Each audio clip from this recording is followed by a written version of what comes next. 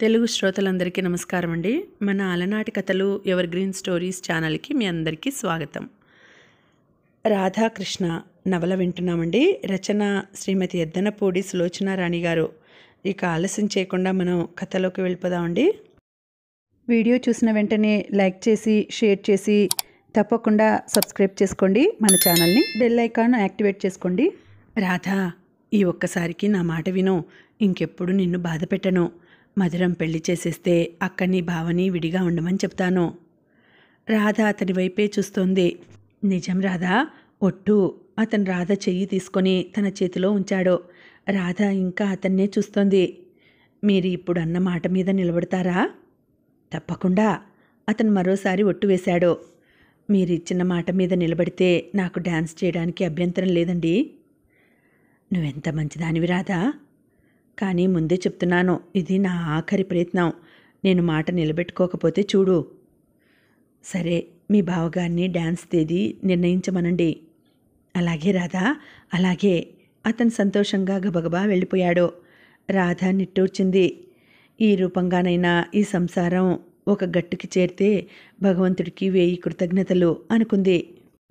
Radha dance ప్రాక్టీస్కి వెళ్ళి తిరిగి వస్తోంది. బస్టాప్ దగ్గర ఎంతసేపు నిలబడినా బస్సు ఒకటి రాలేదు.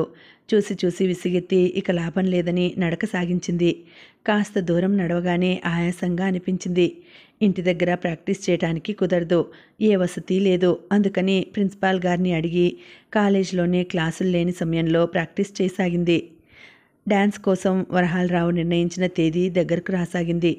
ఆయన చాలా బాగా పబ్లిసిటీ ఇస్తూ టిక్కెట్లు అమ్మసాగాడు.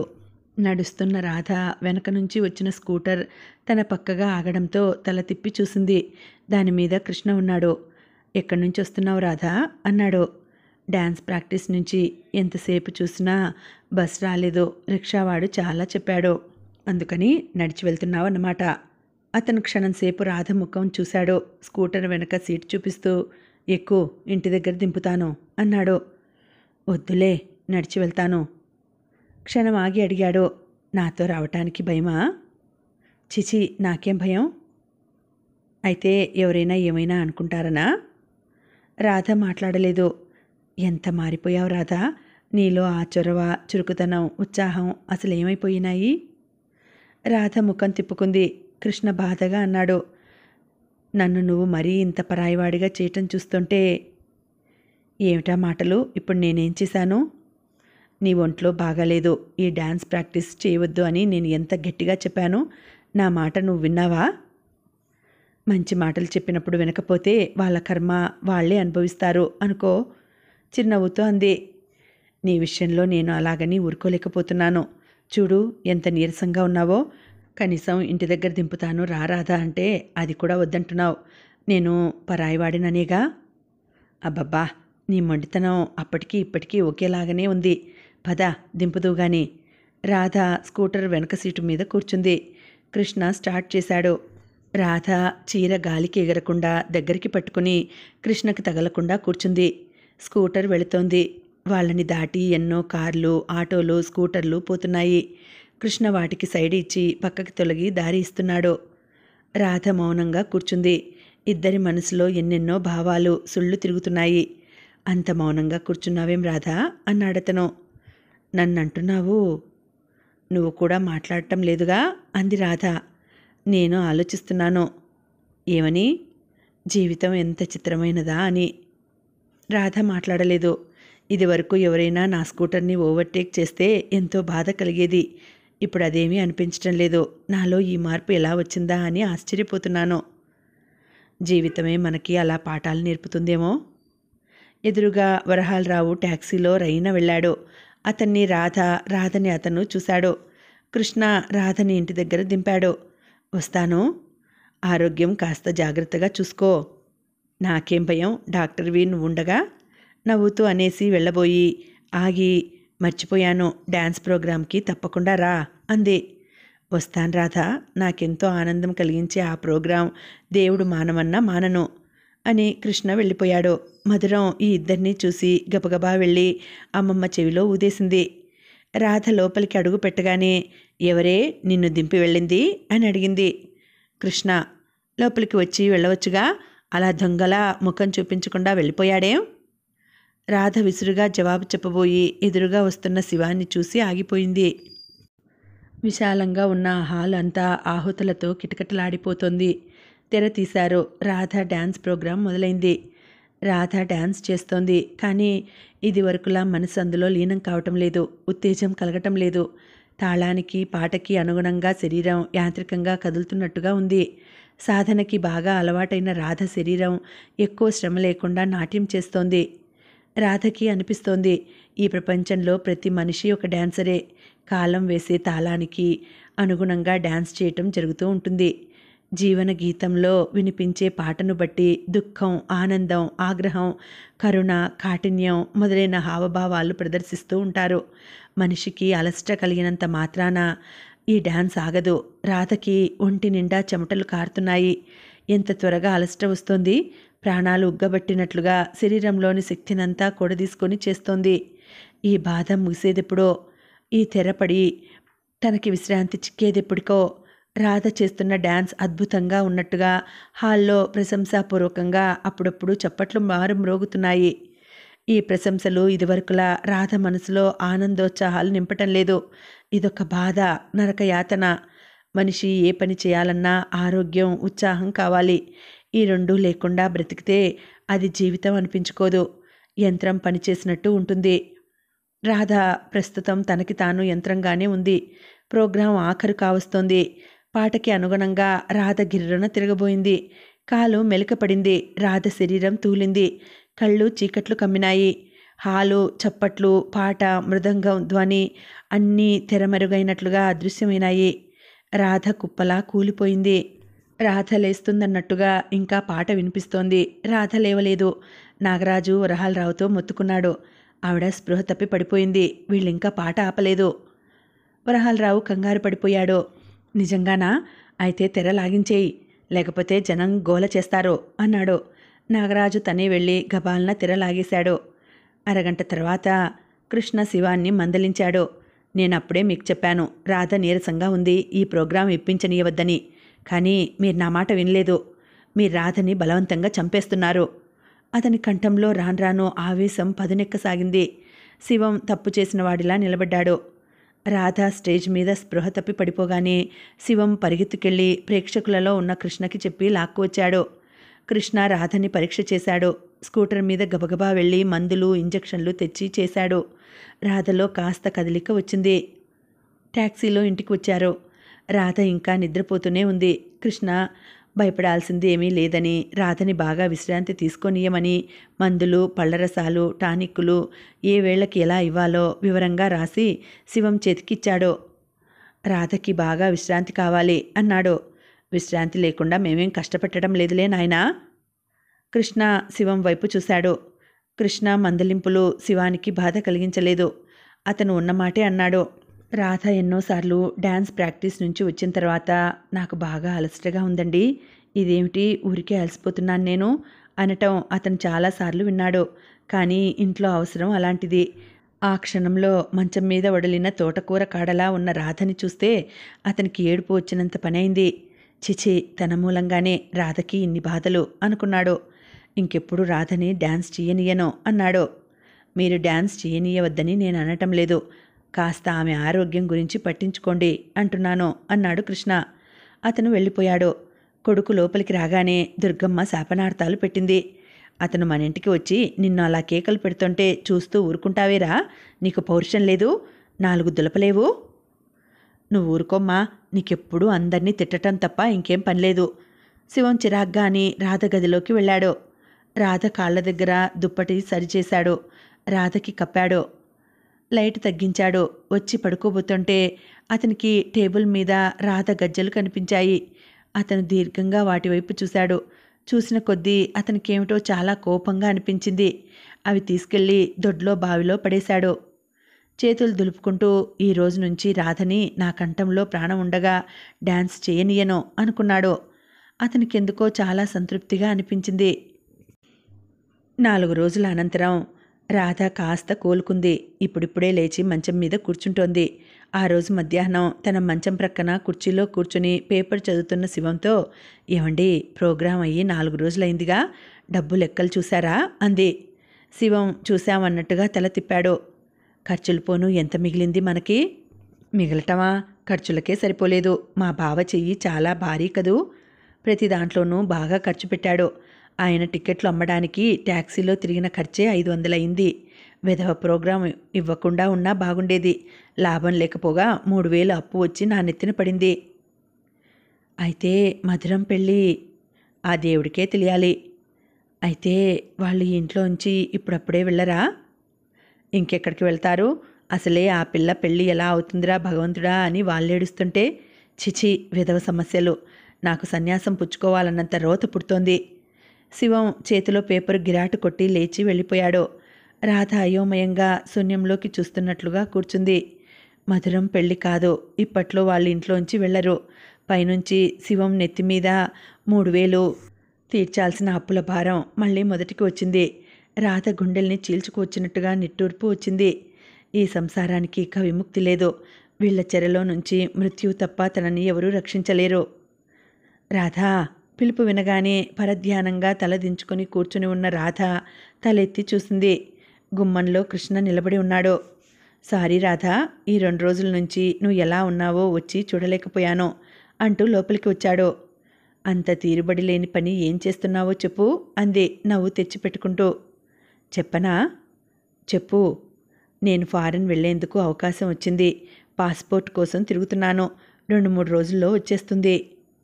నిజంగా? నిజంగా. అతను థర్మామీటర్ తీసి రాధని పరీక్ష చేశాడు. కాలు ఎలా ఉంది? నొప్పి తగ్గిందా? థర్మామీటర్ రాధ నోట్లోంచి తీసి చూసి, అరే జ్వరం ఉంది, 102 అన్నాడు. రాధ మాట్లాడలేదు. నేను చెప్పిన మందులు మార్చాలి, అవి వేసుకోకు. అవి ఏవి? ఎక్కడా? ఎన్ని వేసుకున్నావు? రాధ మౌనంగా ఉండిపోయింది. నేను రాసి ఇచ్చిన ఆ చీటీ ఎక్కడా? రాధ దిండు క్రిందన ఉంచి తీసి ఇచ్చింది. మందులు ఎక్కడున్నాయో చెప్పు, నేను చూస్తాను. మాట్లాడవేమిటి? ఎక్కడున్నాయి? మందులు తీసుకురాలేదు కృష్ణ, తగ్గు స్వరంతో అంది. తీసుకురాలేదు, నేనే వద్దన్నాను. జ్వరమేగా, అదే తగ్గిపోతుందిలే. వద్దన్నావా? కృష్ణ రాధ వంకే చూస్తున్నాడు. ఎవరైనా మందులు తీసుకోకుండా ఉంటారా? నీ ఆరోగ్యం మీద నీ శ్రద్ధ లేకపోతే ఎలా? ఆవేశంగా అన్నాడు. అబ్బా గొడవ చేయకు, నీకు పుణ్యం ఉంటుంది అంది. అతను రాధని క్షణంసేపు తదేకంగా చూశాడు. అతని మనసు కరిగిపోయింది. ఎలాంటి రాధ ఎలాంటి స్థితికి వచ్చింది? రాధ వేసుకోవటానికి ఆ ఇంట్లో మందులు తేవాలని బహుశా గుర్తుండి ఉండదు. రాధ మందులెందుకు వేసుకోదు? మూర్ఖురాలేం కాదే. అతను గిర్రున వెనక్కి తిరిగి గబగబా వెళ్ళిపోయాడు. పావుగంటలో మళ్ళీ తిరిగి వచ్చాడు. అతని చేతిలో ఉన్న ప్లాస్టిక్ కవర్ నిండా మందులు, టానిక్, బ్రెడ్, పళ్ళు ఉన్నాయి. అవి తెచ్చి రాధ ప్రక్కన టేబుల్ మీద పెట్టాడు. నేను రేపు వచ్చే వరకు ఇవి టైం ప్రకారం వాడు అని మందులు చూపించాడు. శివన్ లోపలికి వచ్చేసరికి కృష్ణ రాధకి బ్రెడ్ ముక్కలు, వలిచిన బత్తాయి తొనలు ప్లేట్లో పెట్టి ఇస్తున్నాడు. మధురం కిటికీలోంచి ఇది చూసి పరిగెత్తుకెళ్ళి దుర్గమ్మ చెవిలో ఊదింది. శివం అప్పుడే లోపలికి వచ్చాడు. రా నాయనా రా, నువ్వు వీలుగా బయటికి వెళ్తూ ఉంటావు, చూడు నీ గదిలో ఏం జరుగుతోందో అంది. ఏమైంది? శివం గదివైపు వచ్చాడు. మామూలుగా అయితే అతను కృష్ణను తప్పు పట్టేవాడు కాదు. రాత్రి నుంచి అతను చాలా వ్యధలో ఉన్నాడు. కానీ అప్పు దొరకని పరిస్థితిలో 3000 అప్పు తీర్చాలి. ఎలా? అతని మనసు లావాలా ఉడికిపోతోంది. ఆ కోపంలో ఉన్న అతనికి కృష్ణ బ్రెడ్ ముక్కలు ప్లేట్లో పెట్టి భార్యకి అందించటం చాలా కోపం తెప్పించింది. ఆ కోపం ఎవరి మీద ఎలా చూపించాలో అర్థం కాలేదు. ఈ ఇంట్లో అందరూ ఎక్కడ చచ్చారో, నాకు కాసిని మంచినీళ్ళు ఇవ్వండి అని అరుస్తూ తన కోపం ప్రదర్శిస్తూ లోపలికి వచ్చాడు. దుర్గమ్మ మూలుగుతూ మంచినీళ్లు తెచ్చింది. నాకు ఉంది రోగం, కానీ నన్ను చూసేవాళ్లేరి? ప్రొద్దుటి నుంచి గుక్కెడు కాఫీ ఎరగను, దేనికైనా పెట్టి పుట్టాలి అంటూ వెళ్ళింది. కృష్ణ రాధకి మందులు చూపించి ఏ వేళ్లలో ఎలా తీసుకోవాలో చెప్పి వెళ్ళటానికి లేస్తూ, నేను రేపు మళ్ళీ వస్తాను అన్నాడు. అతను వెళ్ళబోతుంటే శివం వెనక నుంచి ఆగండి అన్నాడు. కృష్ణ ఆగి తిరిగి చూశాడు. నా భార్యకి నేను వైద్యం చేయించుకోగలను. ఈ వంకతో మీరు 10 సార్లు మా ఇంటికి రానవసరం లేదు అన్నాడు. కృష్ణకి ఈ మాటలు ఈటెల్లా తగిలాయి. మీరు వైద్యం చేయించగలరా? అయితే రాధ ఈ స్థితికి ఎందుకు వచ్చింది అని అడుగుతున్నాను. ఆ మాట అడగడానికి నువ్వెవరు శివం అరిచాడు. ఎవరినా? ఆ ఇంట్లో ఉప్పు కారం తిని బ్రతికిన వాడిని, రాధ బాగోగులు చూడాల్సిన బాధ్యత ఉన్నవాడిని. దుర్గమ్మ అతనికి ఎదురుగా వచ్చింది. నువ్వెవరివైతే మాకెందుకు? నువ్వు ఈ ఇంటికి రావడం మా వాడికి ఇష్టం లేదు. రావద్దు, అంతే. మీ నాటకం నేను కూడా చూడలేకుండా ఉన్నాను. కృష్ణ దవడలు ఆగ్రహం అదిమి పెట్టినట్టు బిగుసుకున్నాయి. ఆవేశంగా ఆవిడకి జవాబు చెప్పబోయాడు. కృష్ణ, రాధ పిలిచింది. అతను తిరిగి చూశాడు. రాధ కన్నీళ్లతో 2 చేతులు అతనికి జోడించింది. నీకు పుణ్యం ఉంటుంది, వెళ్ళిపో. ఇంకేం మాట్లాడకు. ఇంకెప్పుడూ ఈ గుమ్మంలోకి రాకు. వస్తే నన్ను చంపినంత ఒట్టు. అతను గతుక్కుమన్నట్టు చూశాడు. కృష్ణ వెళ్ళిపోయాడు. వెళ్ళిపోయే ముందు శివంతో అన్నాడు, మీరు రాధకి వెంటనే వైద్యం చేయించండి. రాధ ఎనీమియాతో బాధపడుతోంది. అది చాలా ప్రమాదం. మీ భార్య గురించి నేను మాట్లాడటం లేదు, ఒక డాక్టరుగా రోగి గురించి చెబుతున్నాను అని చెప్పి వెళ్ళిపోయాడు. రాధ దిండులో ముఖం దాచుకుని ఏడవసాగింది. ఏం చేసింది తను? ఆవేశంలో కృష్ణని ఈ ఇంటికి రావద్దని ఒట్టు వేసింది. రాధకి దుఃఖం కట్టలు తెంచుకుని ప్రవహించసాగింది. 2 రోజులు గడిచాయి. కృష్ణ చాలా అశాంతిగా ఉన్నాడు. నిలబడినా కూర్చున్నా అతనికి తోచటం లేదు. ఆ రోజు వచ్చేసినప్పటి నుంచి రాధకి ఎలా ఉందో అతనికి తెలియలేదు. అతని మనసు వికలం అయిపోతోంది. ఇదెక్కడి న్యాయం? రాధ సాయంతో, రాధ డబ్బుతో డాక్టర్ అయిన తను, రాధ అంత సుస్థిగా ఉంటే తను వైద్యం చేయలేకపోతున్నాడు. హలో, అతను తలెత్తి చూశాడు. కంగ్రాచ్యులేషన్స్, మీకు పాస్పోర్ట్ వచ్చిందని తాతయ్య చెప్పాడు. టేబుల్ మీద చేతుల్లో తల దించుకొని కూర్చున్న అతను తలెత్తి చూశాడు. రజని చాలా అందంగా ముస్తాబై వచ్చింది. కానీ అది గమనించే ధ్యాసే అతనిలో లేదు. రజనీని క్షణంసేపు తదేకంగా చూసిన అతను వెంటనే లేచి ఎదురుస్తూ, రజనీ, నాకొక చిన్న సాయం చేసి పెడతావా అన్నాడు. అతని ముఖంలో ఆదుర్ద చూసి చకితురాలైన రజని, తప్పకుండా, ఏమిటది అంది. రాధ చాలా సుస్థిగా ఉంది. నన్నేమో వాళ్ళు వైద్యం చేయనీయటం లేదు. పద్మజ అని నాకు తెలిసిన ఒక లేడీ డాక్టర్ ఉంది. ఆమెను నీతో పంపిస్తాను. నీ స్నేహితురాలిగా తీసుకువెళ్ళి పరిచయం చేయగలవా? అలాగే, కానీ నాకేం బహుమతి ఇస్తావు? నువ్వేది అడిగితే అది. ఓకే అంది. కృష్ణ ఆ పూటే రజనీని పద్మజని కలిపి రాధ ఇంటికి పంపించాడు. పద్మజ రాధని పరీక్ష చేసి వచ్చి చెప్పింది. కృష్ణ వైద్యానికి కావలసిన మందులన్నీ కొని ఆమెకిచ్చాడు. నేను ఇవి ఇచ్చానని ఆమెకి చెప్పొద్దు ప్లీజ్.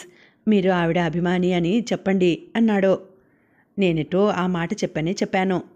నేను నిజంగా ఆవిడ అభిమానినే. నేను కొన్నాళ్ళు డ్యాన్స్ నేర్చుకుని మానేశానులేండి అంది పద్మజ. కృష్ణకి ఆ రాత్రి నిశ్చింతగా నిద్రపెట్టింది. పద్మజ ద్వారా రాధ కబుర్లు కృష్ణకు తెలుస్తూనే ఉన్నాయి. రాధ కాస్త కోలుకుంది, పర్వాలేదు. ఈ వైద్యం ఇలాగే సాగితే కొద్ది రోజుల్లోనే రాధ మళ్ళీ మామూలు మనిషి అవుతుంది. కృష్ణ ఫారిన్ వెళ్లాల్సిన రోజు దగ్గరికి వచ్చేసింది. నీరసంగా ఉన్న రాధ ముఖమే అతన్ని అహర్నిశలు వెంటాడుతోంది. తను ఊరు వెళ్ళిపోతే రాధకి వైద్యం? అతను బాగా ఆలోచించాడు. తెలిసిన డాక్టర్ ద్వారా ఒక షావుకారు దగ్గర 20,000 డబ్బు వడ్డీకి అప్పు తీసుకున్నాడు. అది బ్యాంకులో వేసి రాధ పేరిట చెక్ తీసుకొని రాధ ఇంటికి బయలుదేరాడు. బయట ఆకాశం మబ్బులమయంగా ఉంది. గాలి వీస్తూ ఉధృతంగా రాబోయే వానని సూచిస్తోంది. రాధ ఇంటి ముందు టాక్సీ ఆగింది. కృష్ణ ఇంట్లోకి వచ్చాడు. ఎక్కడా ఎవరి అలికిడి వినిపించలేదు. రాధా పిలిచాడు. పడక గదిలో మంచం మీద వడిలిన తోటకూర కాడలా నీరసంగా పడి ఉన్న రాధ అతని పిలుపు వినగానే ఉలిక్కిపడింది. రాధా ఇంకోసారి వినిపించింది. రాధ చప్పున మంచం మీద నుంచి లేచింది. లేని శక్తిని తెచ్చుకొని, ఆనందం బలవంతంగా తెచ్చుకొని అతనున్న హాల్లోకి ఎదురు వచ్చింది. బాగున్నావా రాధా అన్నాడు. రాధ చప్పున తల ఊపింది. శివం ఎక్కడా? లేరు, బయటికి వెళ్ళారు. కూర్చో. కుర్చీ జరిపింది. మీ అత్తగారెక్కడా? కూర్చుంటూ అడిగాడు. లేరు, వాళ్ళు ముగ్గురు సినిమాకి వెళ్ళారు. కృష్ణ, నువ్వు మళ్ళీ ఇలా వస్తావని కలలో కూడా అనుకోలేదు. ఆ రోజున ఆవేశంలో ఏదేదో అనేశాను. ఆ మాత్రం నేను అర్థం చేసుకోలేనా రాధా అన్నాడతను భారంగా. జేబులోంచి చెక్ బుక్ తీసి రాధ ముందున్న టేబుల్ మీద పెట్టాడు. ఏమిటి కృష్ణ, ఎందుకీ ఉపోద్ఘాతమంతా? నేను నీకు ఏ విధంగానూ సాయపడలేకపోతున్నాననే బాధ నన్ను దహించి వేస్తోంది. నువ్విలా బాధల్లో ఉంటే చూస్తూ ఊరుకోవటం నా వల్ల కావటం లేదు. నీ కుటుంబ పరిస్థితులేమో నన్ను కాళ్ళు చేతులు కట్టేసినట్లుగా దూరం చేస్తున్నాయి. రాధా, డబ్బు ఇస్తున్నాను. ఇది బ్యాంకులోనే ఉంచుకో. నీ ఆరోగ్యం చక్కబడే వరకు నువ్వు ఆర్థికంగా ఎలాంటి బాధ పడకూడదనే భావంతో ఈ పని చేశాను. ఇది తిరస్కరించి నన్ను ఇంకా బాధ పెట్టకు. రాధ మాట్లాడలేదు. కృష్ణ అన్న చివరి మాటలు రాధ జవాబు చెప్పలేనట్టుగా చేసినాయి. రాధ హఠాత్తుగా ఏడవసాగింది. రాధ, ధైర్యం తెచ్చుకో. జీవితం అన్న తర్వాత ఒడిదుడుకులు వస్తూనే ఉంటాయి. నువ్వు ఇలా కుంగిపోయి ఆరోగ్యం పాడు చేసుకోకు. ధైర్యంగా ఉండు.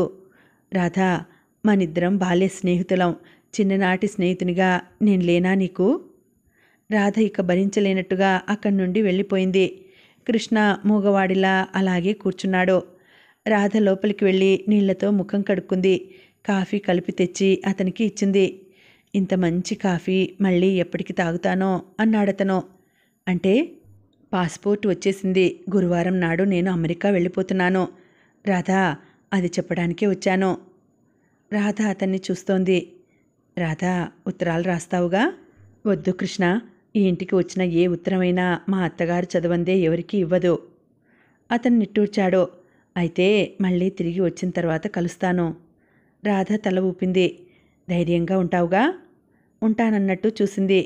నీకేదైనా మరీ అవసరమైతే గిరిగారి చేత నాకు ఉత్తరం రాయించు. అలాగే. ఇక వెళ్ళిరానా? అతను లేచాడు. నీకు అమెరికా నుంచి ఏం తీసుకురాను? రాధ తలెత్తి చూసింది. మర్చిపోకుండా తెస్తావా? తప్పకుండా తెస్తాను. జామకాయ తీసుకురా. రాధ నవ్వింది. అతను పక్కున నవ్వాడు. కృష్ణ వెళ్ళిపోయాడు.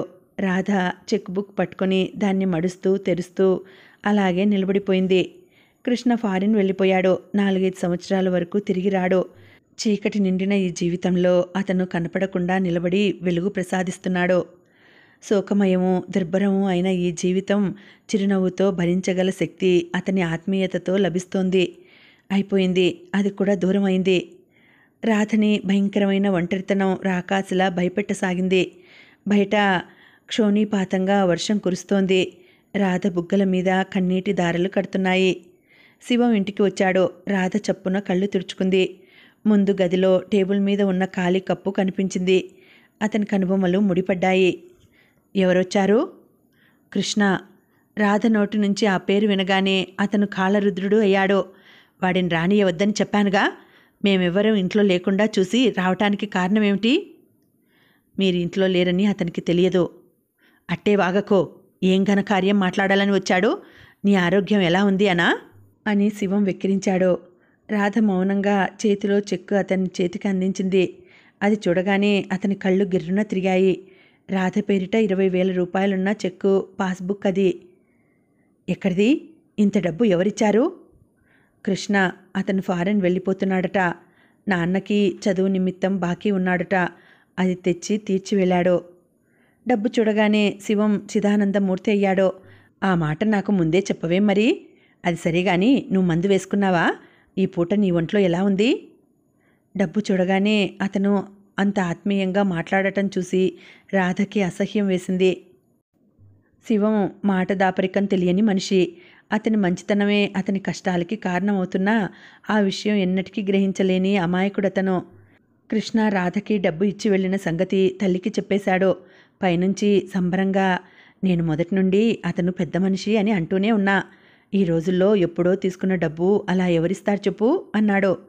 నిజమేరా, ఆ అబ్బాయి విషయంలో నేను కూడా తొందరపడ్డాను సుమా. ఏమిటో మన బాధలు అలాంటివి అంది దుర్గమ్మ. ఈ విషయం విన్న వరహాలరావు మాత్రం మాట్లాడలేదు. పల్లెటూరులో శాంతమ్మ బ్రతికి ఉండగా రాధకి ఎందుకు ఇవ్వాలి అని ఆరా తీయబోయి, నాకెందుకులే అని ఊరుకున్నాడు. అతనికి ఎప్పుడు ఏ మాట అడగాలో ఎప్పుడు అడగకూడదో బాగా తెలుసు. మొత్తానికి రాధ పేరిట డబ్బు వచ్చిందన్న విషయం ఆ ఇంట్లో అందరికీ తెలిసిపోయింది. మధురానికి నెలలు ముదురుతున్నాయి. రత్నమాణిక్యం తల్లితో, అమ్మా డబ్బు వచ్చిందిగా, తమ్ముణ్ణి కాస్త అడిగి ఈ గండం గడిచే ఉపాయం చూడవే అంది.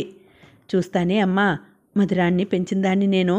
ఈ ఆపదలో నుంచి ఎలా బయటపడాలా అని నీకంటే నాకు రందిగా ఉంది. నిద్ర పట్టడం లేదు. ఆ రాత్రి దుర్గమ్మ తనే స్వయంగా కొడుక్కి అన్నం వడ్డించింది. అక్కయ్య తిన్నదా అమ్మా అన్నాడతను. ఏం చెప్పమంటావురా, దానికి ఏడుపు తప్ప ఇంకోటి లేకుండా పోయింది. ఎంత చెప్పినా వినటం లేదు. ఏడుపా? ఎందుకు? ఎందుకేమిట్రా, మధురానికి నెలలు నిండుతున్నాయి. ఎక్కడా డబ్బు దొరకదు. పెళ్ళి ఎలా అవుతుంది? అదే దిగులు అయిపోయింది దానికి. శివం మాట్లాడకుండా భోజనం చేసాగాడు. కొంచెం పెరుగు వేయనట్రా?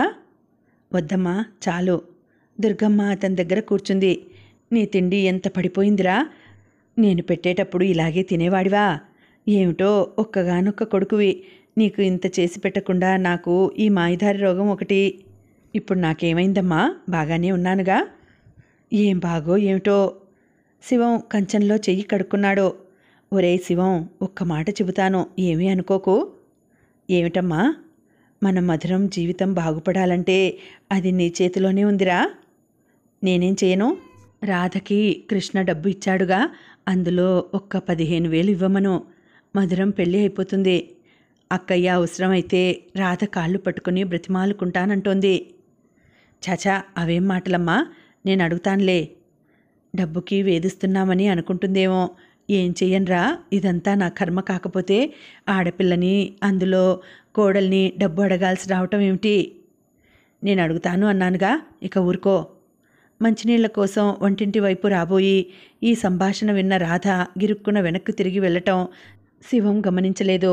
శివం 2 క్షణాలు దీర్ఘంగా ఆలోచిస్తున్నట్టుగా పీట మీదే కూర్చుండిపోయాడు. ఆ తర్వాత లేచి పడక గదిలోకి వచ్చాడు. రాధ మంచం మీద కూర్చుని ఉంది. రాధా, మందు వేసుకున్నావా? ఆ. బ్రెడ్ తిన్నావా? లేదు. ఇంతలో దుర్గమ్మే ప్లేట్లో బ్రెడ్ పట్టుకుని వచ్చింది. రాధకి ఇచ్చింది. వాడికి అన్నం పెడుతూ మాటల్లో పడి, ఆలస్యం అయింది అమ్మా, తిను. పర్వాలేదులేండి, నాకు ఆకల్లేదు. అయ్యో, ఆకల్లేదు అంటే ఎలా? ఓపిక ఎలా వస్తుంది? 2 ముక్కలు తిను. దుర్గమ్మ మంచినీళ్ళ గ్లాసు అక్కడ పెట్టి వెళ్ళిపోయింది. తిను రాధా. శివం బలవంతం చేశాడు. రాధ తినలేదు. శివం మాట్లాడలేదు. పేపర్ చూడసాగాడు. రాధ పడుకుంది గోడవైపు తిరిగి. శివం పేపర్ మడిచి పక్కన పెట్టేశాడు. రాధా, పడుకున్నావా అడిగాడు. లేదు. మందు వేసుకున్నావా? వేసుకో. అతను లేచి వెళ్ళి డ్రాయర్ మీద ఉన్న మందులు చూస్తూ, ఇందులో ఏది అని అడిగాడు. తెల్లది. రాధ స్లీపింగ్ టాబ్లెట్ అడిగింది. శివం తెచ్చి ఇచ్చాడు. రాధ వేసుకుంది. రాధా, మళ్ళీ పిలిచాడు. ఏమిటి? నేను నిన్ను ఒకటి అడగాలని అనుకుంటున్నాను. మీరు అడగబోయేదేమిటో నాకు తెలుసు. మధురం పెళ్లి కోసం కృష్ణ ఇచ్చిన డబ్బు మీకు కావాలి, అంతేగా? నేను చెప్తున్నాను వినండి. అందులో ఒక్క పైసా కూడా మీకు ఇవ్వను. 10 సార్లు అడిగి నా చేత లేదు అనిపించుకోకండి. అతను నిరత్తురుడయ్యాడు. తన నోట్లోంచి ప్రశ్న బయట రాకుండానే రాధ జవాబు చెప్పేసింది. ఆ పూట నుంచి మళ్ళీ ఘర్షణ ప్రారంభమైంది. రాధ ఇవ్వను అని చెప్పినంత మాత్రాన శివం ఊరుకోలేదు. రాధా, మధురం గురించి ఒక్కసారి ఆలోచించు అన్నాడు. మర్నాడు మళ్ళీ. నేనిప్పుడు ఎవరి గురించి ఆలోచించలేనండి అంది రాధ. నీకు నాకంటే డబ్బే ముఖ్యమా? అతను రెట్టించాడు. కాదనుకునే మీరే నా సర్వస్వం అని నమ్మి మీకోసం పొలం అమ్మమంటే అమ్మాను. డ్యాన్స్ చేసి డబ్బంతా మీ చేతుల్లో పోశాను. మానమంటే మానేశాను. ఒంట్లో బాగా లేకపోయినా మీకు కావాలి అంటే మళ్ళీ ప్రదర్శన ఇచ్చి మంచాన పడ్డాను. అయినా మీకు నా మనసులో డబ్బుకి ప్రాధాన్యత ఉందో మీకు ఉందో తెలుసుకోలేరు. ఇక మీకు ఆ భగవంతుడు కూడా నచ్చ చెప్పలేడు ఆవేశంగా అంది రాధ. శివం ముఖంలో బాధ రెపరెపలాడింది. అవన్నీ నేను కాదనటం లేదుగా, ఈ ఒక్కసారి ఇచ్చి చూడమంటున్నాను. ఇవ్వనండి. ఇదివరకు అన్నమాట మీద నిలబడ్డారు కాబట్టి ఇప్పుడు నిలబడతారా? ఎంత ఇచ్చినా మీరు నిలుపుకోలేరు. ఇది కూడా సర్వనాశనం అయితే రేపు మన గతేమిటి? ఈ ఆలోచన మీకు లేదు. శివానికి కోపం వచ్చింది. డబ్బు ఇస్తావా లేదా? ఇవ్వను. నా కంఠంలో ప్రాణం ఉండగా అందులో నుంచి ఒక్క పైసా కూడా ఇవ్వను. రాధ అత్తగారికి ఆడపడుచులకి కూడా వినపడేలా అరిచింది. ఎందుకలా అరుస్తావు? నెమ్మదిగా చెప్పలేవా? శివం కూడా అరిచాడు. భార్యాభర్తల ఘర్షణ దుర్గమ్మ, వరహాలరావు, రత్నమాణిక్యం వింటూనే ఉన్నారు. నువ్వు డబ్బు ఇవ్వకపోతే నా ఇంట్లోంచి వెళ్ళిపో. అలాగే వెళ్ళిపోతాను. ఈ జవాబుకి శివం నిర్ఘాంతపోయాడు. నీకు దయ్యం పట్టినట్టుంది. నువ్వు ఏం వాగుతున్నావో నీకే తెలియటం లేదు అన్నాడు. ఆ పూట శివం, రాధ ఇద్దరూ భోజనం చేయలేదు. ఎట్లా అల్లుడుగారు, రాధ డబ్బు ఇవ్వనంటోంది అంది దుర్గమ్మ. ఇవ్వక ఎక్కడికి పోతుంది? ఆ డబ్బు వచ్చే మార్గం మనం చూద్దాంగా అన్నాడతను. రాత్రి అయింది. రాధ హాల్లో కుర్చీలో నిస్త్రాణగా కూర్చుని ఉంది. మధ్యాహ్నం అనగా వెళ్ళిన శివం ఇంతవరకు ఇంటికి రాలేదు. డబ్బు ఇవ్వనని అన్నందుకు అతనికి బాగా కోపం వచ్చిందని రాధకి తెలుసు. కానీ ఏం చేయగలదు తను? ఆ డబ్బు శివం చేతికి ఇచ్చి అది నాశనం అయ్యే కంటే అది ఇవ్వనని మొండిగా సమాధానం చెప్పి అతనికి కోపం తెప్పించటమే నయం. ఈ ఘర్షణ ఎంతవరకు వెళ్తుందోనని రాధ లోలోన భయపడసాగింది. ఒక పక్క అనారోగ్యం, మరో పక్క అశాంతి, రెండూ మృత్యుకోరల్లా రాధని చీల్చేస్తున్నాయి. భగవంతుడా, ఈ జీవితం ఇక చాలు, నన్ను తీసుకుపో, నాకు బ్రతకాలని లేదు అని మనసులో దేవుణ్ణి ప్రార్థించసాగింది. రాధా, దుర్గమ్మ పిలిచింది. రాధ మాట్లాడలేదు. ఇదిగో చపాతీ తెచ్చాను, తిను అంటూ పళ్ళెం రాధకి ఎదురుగా పెట్టింది. నాకొద్దు, ఆకల్లేదు. నీ బాధేమిటో నాకు తెలిసే అమ్మా. నేనేం చెయ్యను? నిన్ను కావాలని ఏరికోరి నా కోడలుగా చేసుకున్నాను. అదేమిటో ఒకటే బాధలు చుట్టుముట్టి మమ్మల్ని పిచ్చివాళ్ళని చేస్తున్నాయి. డబ్బు ఇవ్వకపోయావు, దానికి నేనేం అనుకోనులే. నువ్వు మాత్రం ఎంతనిస్తావు? వాళ్ళ కర్మేదో వాళ్ళు అనుభవిస్తారు. అసలే నీ ఒంట్లో బాగాలేదు. నువ్వు ఇలా పస్తులు పడుకోవడం నాకేం బాగాలేదు. లేచి ఒక్క చపాతీ తిను. ఇవిగో మంచినీళ్ళు, కనీసం వేళ పట్టున మందైనా వేసుకో. వాడు ఎక్కడికి వెళ్ళాడో ఏమిటో. మధ్యాహ్నం అనగా ఇంట్లోంచి వెళ్ళాడు, ఇంతవరకు ఇంటికి రాలేదు. పక్కింటి పొన్నమ్మగారి కోడలు నొప్పులు పడుతోందట, వెళ్ళి చూసి వస్తాను. అమ్మాయి అల్లుడు సినిమాకి వెళ్ళారు, ఎప్పుడు వస్తారో. మధురం నిద్రపోయింది, తలుపు వేసుకో. నేను రాలేనమ్మా అంటే అన్నపూర్ణమ్మ వినదు. నువ్వుంటే నాకు ధైర్యం పిన్ని అంటుంది. త్వరగా వచ్చేస్తానులే, మందు వేసుకోవటం మర్చిపోకు అంటూ వెళ్ళింది. దుర్గమ్మ అలా కాస్త ఆత్మీయంగా మాట్లాడగానే రాధకి కళ్ళ వెంట బొటబొట నీళ్లు వచ్చాయి. ప్రాణం లేచి వచ్చినట్లయింది. అత్తగారైనా తనని అర్థం చేసుకుంటే చాలు అనిపించింది. రాధకి చపాతీ తినబుద్ధి కాలేదు. లేచి గదిలోకి వెళ్ళి మందు తెచ్చుకుంది. మంచినీళ్ల గ్లాసు చేతిలోకి తీసుకుంది. వీధి తలుపు తెరిచిన శబ్దం అయింది. రాధా అన్న శివం పిలుపు అరుపులా వినిపించింది. మందు వేసుకోబోయిన రాధ ఆ అరుపుకి ఉలిక్కి పడినట్టుగా ఆగింది. శివం లోపలికి వచ్చాడు. అతని కళ్ళు చింత నిప్పుల్లా ఎర్రగా ఉన్నాయి. మనిషి తూలుతున్నాడు. సరాసరి రాధ దగ్గరికి వచ్చాడు. అతని వాలకం చూసి నిర్ఘాంతపోయిన రాధ మంచినీళ్ల గ్లాసు టేబుల్ మీద పెట్టేసింది. శివం బాగా తాగి వచ్చాడు. రాధ నిలువెల్లా కోపం ముంచుకు వచ్చినట్టుగా కంపించసాగింది. చివరికి భర్త దీనికి కూడా దిగజారాడన్నమాట. రాధా, ఆఖరిసారి అడుగుతున్నాను, డబ్బు ఇస్తావా ఇవ్వవా? ముద్ద మాటలతో అడిగాడు. రాధ ఇంకా అతన్నే చూస్తోంది. అతన్ని మంచి మాటలతో లాలించినట్టుగా మాట్లాడి నిద్రపుచ్చటమా, లేక ఖరాఖండిగా ఈ విషయం ఏమిటో తేల్చేసుకోవటమా? భర్తని తాగించి వరహాలు రావే ఇలా ఉసిగొల్పాడని రాధకి స్పష్టంగా తెలిసిపోయింది. రాధలో సహనం అంతా చచ్చిపోయింది. నిన్నే, డబ్బు ఇస్తావా ఇవ్వవా రెట్టించాడు. మీరిలా తాగి వస్తే బెదిరిపోయి ఇస్తానని అనుకున్నారా? నిర్భయంగా అడిగింది. నోర్మోయ్, ముందు డబ్బు మాట చెప్పు. ఇవ్వనని మీరు అడిగిన మొదటి రోజునే చెప్పాను. ఇవ్వకపోతే ఏం చేస్తానో తెలుసా? మీ ఇష్టం వచ్చినట్టు చేయండి. ఇన్నాళ్ళు పరువు కోసం ప్రాకులాడాను. ఈ ఘర్షణ అందరూ ఎక్కడ వింటారో, మన సంసారం ఎక్కడ నవ్వుల పాలు అవుతుందోనని అన్నింటికీ రాజీ పడ్డాను. కానియండి, మీకు అవసరం లేని పరువు నాకెందుకండి? అందరూ చూసి నవ్వితే మీకు లేని సిగ్గు నాకెందుకు? మీకు నా ఆఖరి మాటగా చెప్తున్నాను, నేను డబ్బు ఇవ్వను. మీ ఇష్టం వచ్చినట్టు చేసుకోండి. రాధ ఆవేశంగా అనేసి వెళ్ళిపోబోయింది. శివం వెనక నుంచి జబ్బ పట్టుకొని లాగాడు. మరుక్షణంలో రాధ చెంపల మీద ఎడాపెడా బలంగా దెబ్బలు పడ్డాయి. డబ్బు ఇవ్వవు? నీ ఇష్టమేనా ఇవ్వకపోవటానికి? రా, చెక్బుక్ తీసుకురా, సంతకం పెట్టి ఇవ్వు. ముందు ఇవ్వకపోతే చంపేస్తాను. నేను ఇవ్వను, రాధ పెనుగులాడుతూ అంది. అయితే నిన్ను చంపుతాను. ఆ డబ్బు అప్పుడు నాదవుతుంది. నీకు అదే శాస్తి. శివం రాధని చేతులతో గొంతు నిలమసాగాడు. అతనిలో మనిషి నిద్రపోయి పశువు విజృంభించిందని రాధ తెలుసుకుంది. అతను పశుబలంతో దౌర్జన్యం చేసి తన మాట సాగించుకోవడానికి ఈ తాగుడుతో బలం తెచ్చుకున్నాడని కూడా రాధకి అర్థమైంది. ఎంతో కష్టం మీద పళ్ళ బిగువున పెనుగులాడి అతని చేతుల నుంచి తప్పించుకుని గదిలోకి పారిపోయి గబాల్న తలుపులు మూసుకుంది. రాధా, తలుపు తీ. శివం తలుపుల్ని తన్నసాగాడు. రాధ కళ్ళు తిరుగుతున్నాయి. ఇక పెనుగులాడే శక్తి కూడా లేదు. రాధా, నిన్నే. రాధ గడియ ఎక్కడ ఊడుతుందోననే భయంతో దాన్ని బలంగా పట్టుకుంది. శివం తలుపులు తన్ని విసుగు పుట్టి ఆ ప్రయత్నం విరమించాడు. రాధా, తలుపులు తీయవు కదూ? సరే, తెల్లవారదా? ఆ గదిలోంచి బయటికి రావా? నేనిక్కడే ఉంటాను. డబ్బు ఇవ్వదట. పెళ్ళాం దగ్గర నుంచి డబ్బు తీసుకోలేని చేతకాని వెధవనని అనుకోకు. నిన్ను చంపైనా లాక్కుంటాను. మాటంటే మాటే. నా పెళ్ళాం అంటే నేను చెప్పినట్టు పడి ఉండాలి. పెడబొబ్బలుగా అరిచిన శివం నోరు ఎండిపోవడంతో అక్కడ టేబుల్ మీద అంత క్రితం రాధ పెట్టేసిన గ్లాస్ అందుకుని నీళ్లు గడగడా తాగేశాడు. డబ్బు ఇవ్వదట. ఎక్కడికి పోతుందో నేను చూస్తాను అంటూ సోఫా రాధ గదికి ఎదురుగా లాక్కొని అందులో పడుకున్నాడు. కళ్ళు తిరుగుతున్న రాధ అతి కష్టం మీద మంచం దగ్గరకు వచ్చింది. రాధ మంచం మీద కూర్చుంది. మరుక్షణంలో రాధ శరీరం వశం తప్పింది. రాధ తెలివి తప్పి మంచం మీద పడిపోయింది. దుర్గమ్మ వచ్చింది. అప్పుడే వరహాలరావు రత్నమాణిక్యం సినిమా నుంచి వచ్చారు.